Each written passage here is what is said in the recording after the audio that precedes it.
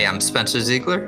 Hi, I'm Mellisa Smith, and welcome to Data Lit, a podcast for educators by educators. So for over a year, we have been bringing you episodes where we hear from different staff who support the district to hear how they use data to make decisions for their work. And so while we have interviewed principals in the past, we thought that with the start of a new school year, it would be great to hear from a principal who's opening up a new school. And to that end, today with us, we have the principal of one of our new schools, Pleasant Plains Elementary School, Katie Caggia. Katie, welcome. Thank you. Thanks for having me. So Katie, can you tell us briefly about yourself before we kind of dive into the questions? Yes. So I am a product of Wake County Public Schools. I grew up here in Apex. I went to Apex Elementary, Apex Middle School, Apex High. Oh, yeah. I started my career. I opened Olive Chapel as one of the inaugural teachers and was there for 15 years, interned at Green Hope. Then I took my first assistant principal job in a neighboring school system. I was on loan for them for 7 years where I was an AP and a principal there. And then I got to come home and be the principal of the school I went to as a kid, Apex Elementary. And so I was there for almost 6 years. And then I've had the honor and privilege of opening a new school in my community, Pleasant Plains Elementary School. Oh, how great. How awesome for you.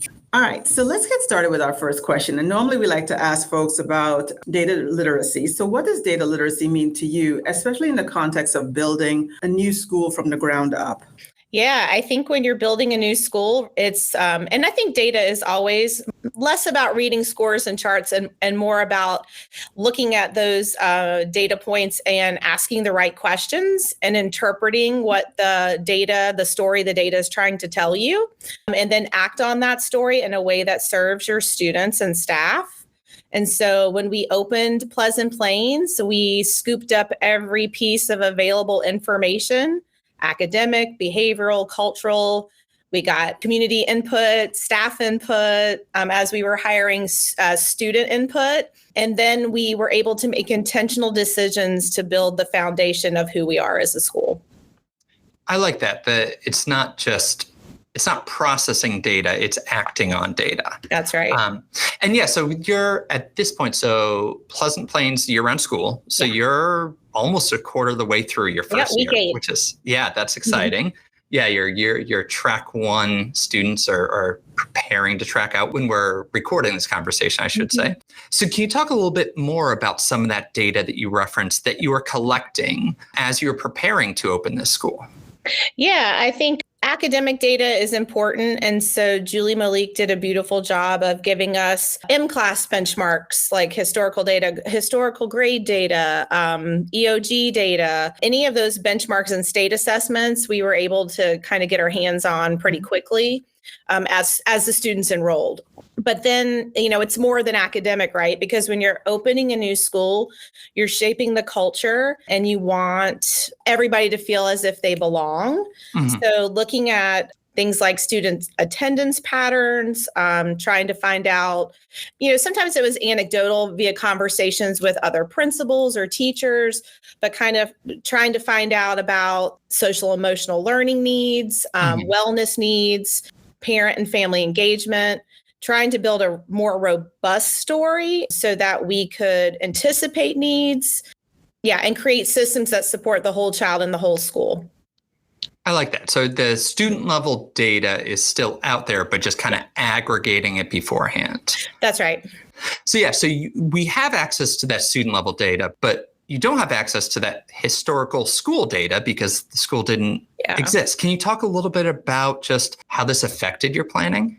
Yeah, I think it really was a mindset shift. And as a founding principal, it's kind of fun to shift in this way because it felt like it was more proactive and not reactive. And so looking more at like predictive indicators, community input, research on best practices, we had to lean more on those types of things in the absence of some of this historical data. And it was freeing in a way because we got to build systems, like our own systems that served us, that were clear and intentional from the start, instead of trying to retrofit into something else that we might have done in the past.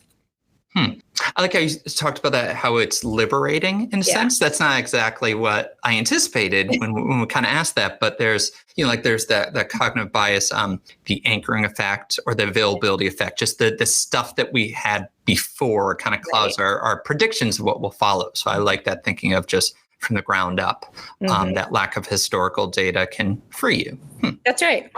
And I think that, to your point about anchoring, I think data becomes an anchor for reflection, right?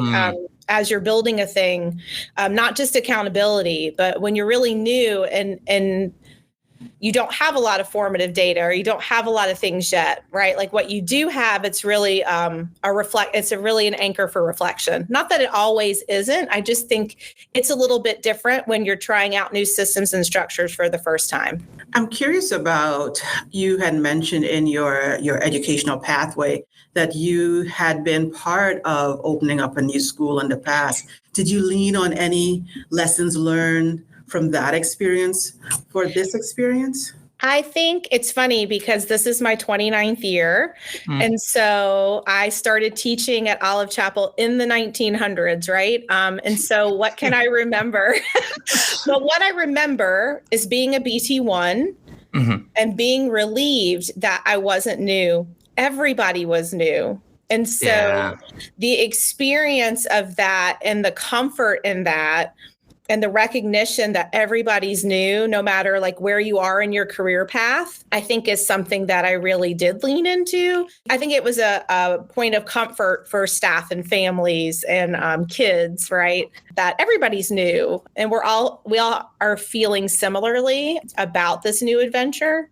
So those are the pieces that I remember that I feel like I leaned into. Oh, great. Yeah, I think it must be exciting for everybody to be a part of, like you say, you're all building a new culture for what Pleasant Plains is going to look like. That's right.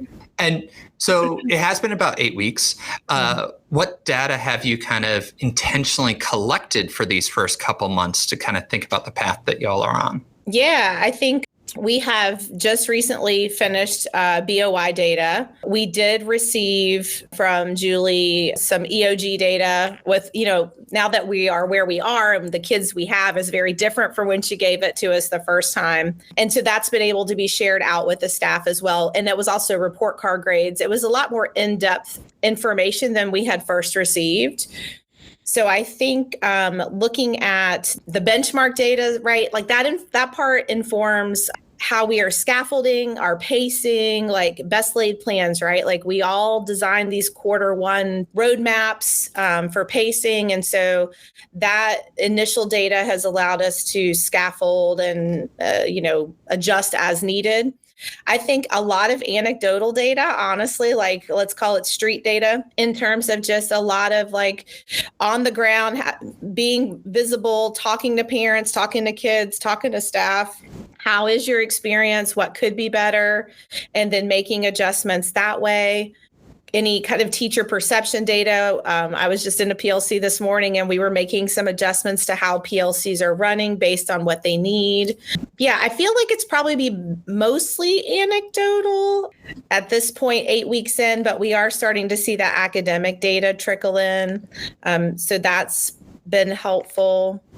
Oh, and then the other thing I can say is also now that the kids are in the building, all of the data we had helped align our norms and expectations for behavior.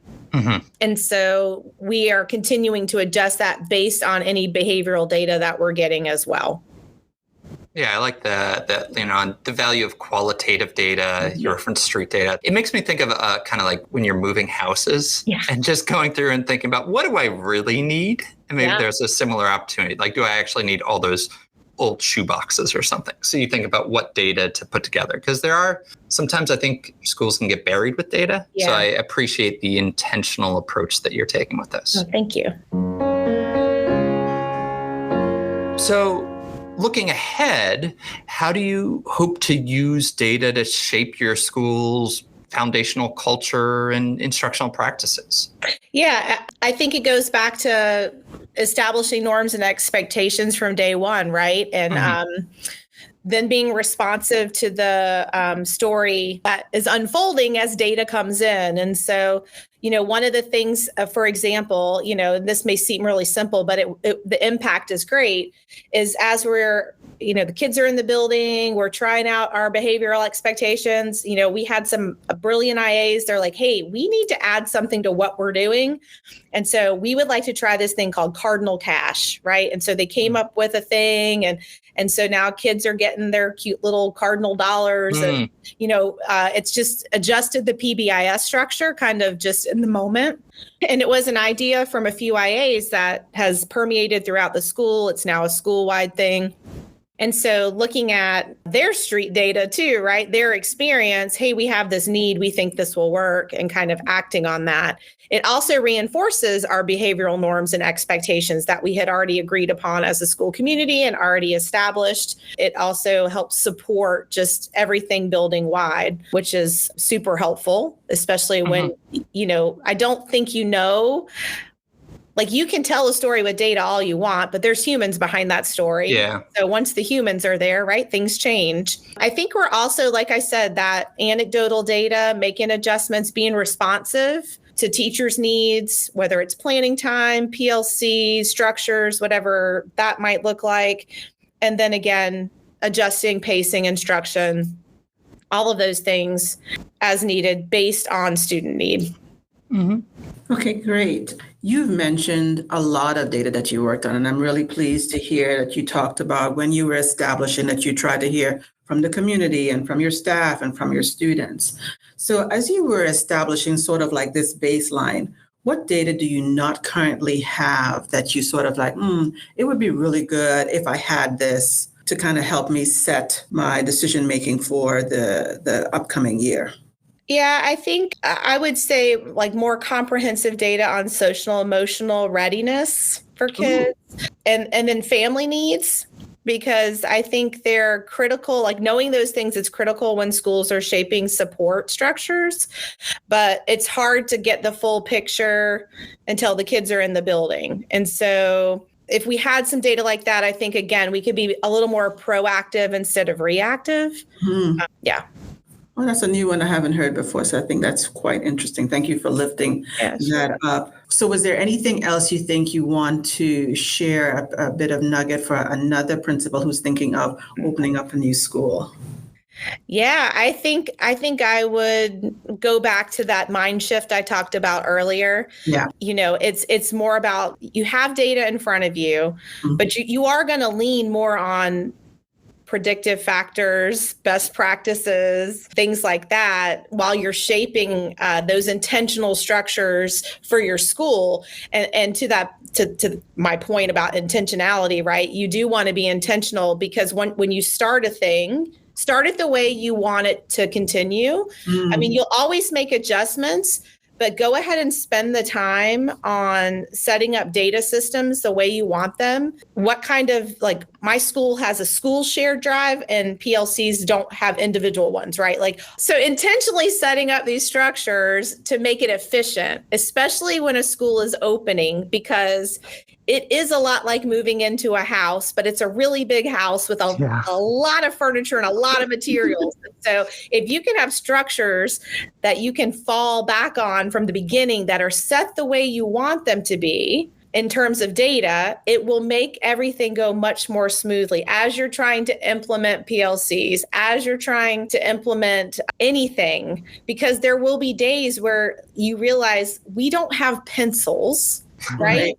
Like, school starts in 2 days. We don't have pencils. So I've got to take care of pencils. But if you already in your pre-planning as a principal and you're opening a school, you've made decisions based on your experience. This is how we're going to look at data. This is what the data warehouse is going to be like. Yeah. All of those little things, having that done before the opening of a school will just allow you, it will free you to better understand the story that is unfolding in front of you, because there is also quite a bit of managerial things that go on at the very beginning. Yeah, I like that notion of start with the structures that you want to see. Yes. Right. So, again, it's more of that, begin with the end in mind. Yes, that's perfect. And yeah, I think that's great advice for someone that might be opening a new school, but with the exception of perhaps the pencil shortages, you can probably apply that to any school that might want to refresh some of their data culture